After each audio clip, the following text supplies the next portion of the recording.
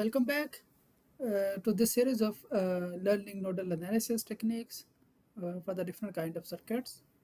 So we are mastering the techniques with solving more complex circuits, and this is the next example.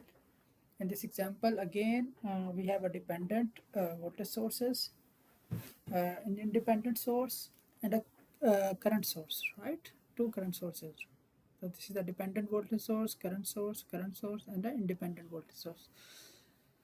And the question is find the Vx. So Vx is where? Vx is a voltage drop across this 1 kilo ohm resistor here. And V0 is a voltage drop across this 1 kilo ohm resistor here, right? How we can solve such questions? Okay. So what we can do here, we can try to identify the nodes of this circuit. Okay, so if you look at the circuit, how many nodes we can identify here? Basically for this circuit we can get minimum 4 nodes, okay, including the reference. So this could be our first node, okay, all together. Let's call this V1. Okay, if the nodes are not labeled, we label them. Okay, this is could be our second node. Let's call V2, and that could be our third node.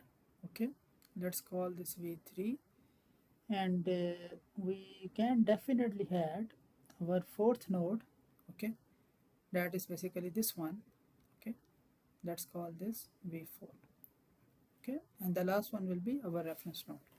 So after defining the nodes, the next question is identify the voltage sources that could be connected between that node and the ground. So which one is it? Our this node, right? That is connected between that node and the ground. So I can get the value of V4 directly. That comes out to be 4 volt. After that, we need to identify, is there any supernode in the circuit or not? And the question is yes. There is a supernode that basically is connected between the node V1 and V2 in the form of a dependent voltage source, right? So let's dig into that and try to write the equation for that supernode. Okay, how we can proceed? First of all, write the supernode equation. That will be basically what? V1 minus V2 is equal to 2 times of Vx.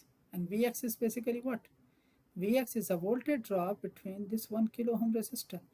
So if we look at this, okay, this Vx is nothing. This is just simply the V2. Why V2?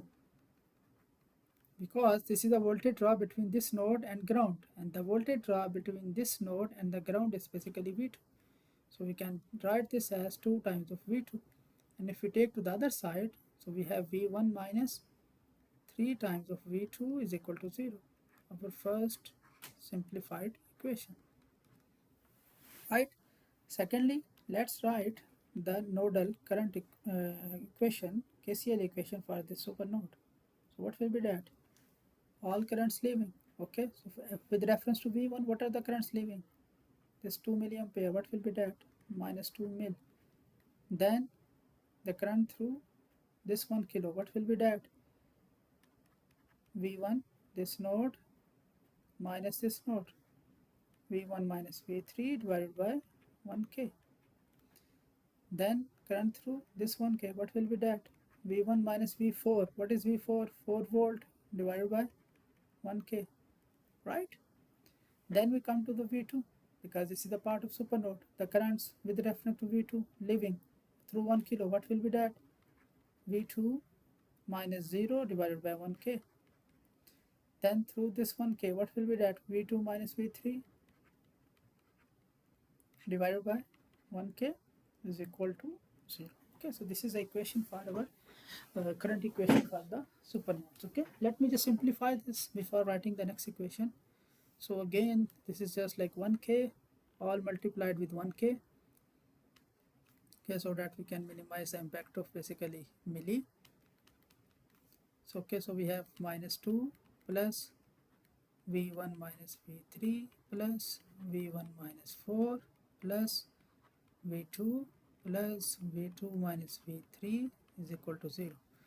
So let's simplify this one. So we have V1 here we have V1 here. That will basically become 2 times of V1. What else we have? We have V2 and we have V2. So that will be 2 times of V2. Next, V3. We have V3 here, we have V3 here. That will be minus 2 times of V3. Right? So V1, V1, 2V1. V2, V2, 2V2. V3, V3 minus 2 times of V3. So we are left with the constant. What are the constants? Minus 2, minus 4. Minus 2, minus 4, minus 6, right? So that will go to the other side and it will become 6. So if we divide the whole equation with 2, what will have? V1 plus V2 minus V3 is equal to 3. Okay, so this is my second equation. Lastly, we are left with the node V3. So let's write the equation for the node V3. What will be that? Currents leaving from that node, okay? Current through 1 kilo ohm. What will be that? V3 minus V2 divided by 1K. Current leaving through this 1K. What will be that? V3 minus V1 divided by again 1K. And this leaving current, that will be minus 2 mil is equal to 0. Again multiply with 1K. So that will give me what? V3 minus V2 plus V3 minus V1, okay, minus 2 is equal to 0. Okay, so basically minus V1 minus V2 plus 2 times of V3 is equal to 2. So we have 3 equations, 3 unknowns. Okay, so this is my equation 1, this is my equation 2, and this is my equation number 3. 3 equations, 3 unknowns.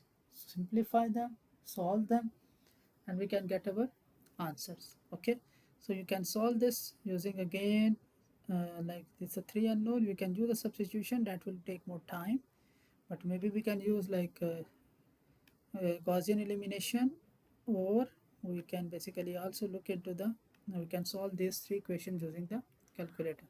So if we solve that, okay, what we can find?